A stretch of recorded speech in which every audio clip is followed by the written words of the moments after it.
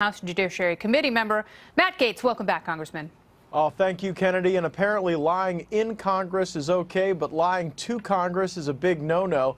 Michael Cohen lied to the IRS, to the FBI, to Congress. It should be no surprise that he's likely lying to Robert Mueller to save his own skin. I think that Donald Trump probably regrets any association with this individual, but I doubt that it's a big story in the grand scope of the presidency. He thought that this was a person who would walk through a wall for him, someone with whom he could share his deepest secrets, at least financial secrets, but it seems as though Cohen has turned on him in order to save his own arse. But the question is, if you are Robert Mueller, how do you pick and choose which statements to believe when there are so many that seem to contradict each other?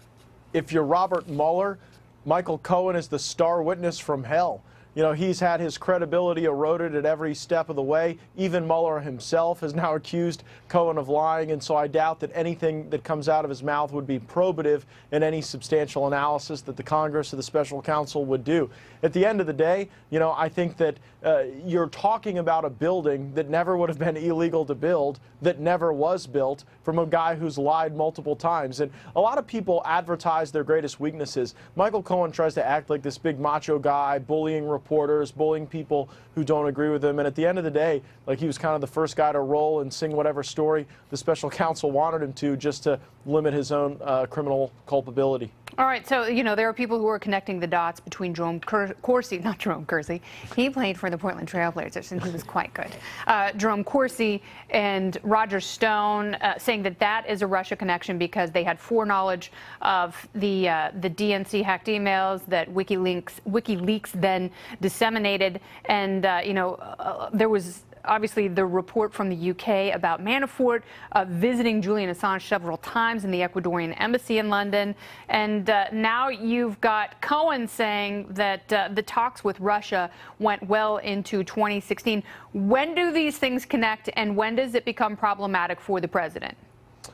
During 2016, I can't see any circumstance in which a speculative real estate deal would be problematic at all. And with Roger Stone, I think you've had a guy who's pretty, you know, effectively laid out that his analysis and his speculation was largely based on the public statements and the tweets of Julian Assange. So, like, you don't have to be a genius to say that Assange is going to have a massive data dump when Assange himself is forecasting that very action. With Cohen, I think there is a greater problem because you don't know what this guy is willing to say, true or untrue, in order to be able to limit his own likely prison sentence. And so I think that that type of unpredictability likely brings the president a greater degree of concern than the Mueller investigation, where even Peter Strzok and Lisa Page were saying there's no there after 10 months at looking at the very limited evidence. All right, so, you know, let's assume that running for president is like a courtship.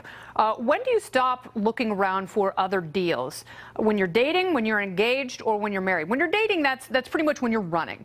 When you're engaged, that's when you become the nominee, and obviously you get married, that's when you win the election and become president. At what point do you stop looking around for other deals that become a conflict of interest? Well, just like marriage, the presidency is binary. You're either married or not, and you're either the president or not. I'm both neither married nor the president, and the president, I guess, is both. But in this circumstance, before he assumes the office, he has every right to look at whatever deal or whatever opportunity might be before him in business. You know, I asked Donald Trump Jr. one time, like, what's the family business like now that your father's president? And he largely said that, you know, that's difficult to do deals at all with anybody because under any circumstance, there could be an accusation. And so largely their family business has become politics and the work of the nation. And I think it's admirable that they would sacrifice so much to be able to have the opportunity to serve. Well, it's certainly interesting. I know the president has called this an investigation in search of a crime, and Alan Dershowitz has pointed out that most of the convictions and charges have taken place after Robert Mueller came into the picture, which means that these are procedural indictments and pleas. What do you make of that? yeah, like the indictments from Mueller have either been like well before Donald Trump ever contemplated running for president, conduct that occurred after he was president but that he had no knowledge of, or conduct that occurred in Russia where no defendant is ever expected to show up and face any type of justice. So I'm sort of wondering what this has all been about, and I'm wondering if we're going to see any type of tangible production from the Mueller probe, or whether or not it's just it's sort of a latent irritant to the presidency that the Democrats intend to bolster until 2020. Well, we will see. They may be investigating that long because we thought there was an end in sight, but with these new developments, it's getting intriguing, but it doesn't feel like we've quite reached the crescendo. Congressman, thank you so much. Thank you, Kennedy. Very good. I hear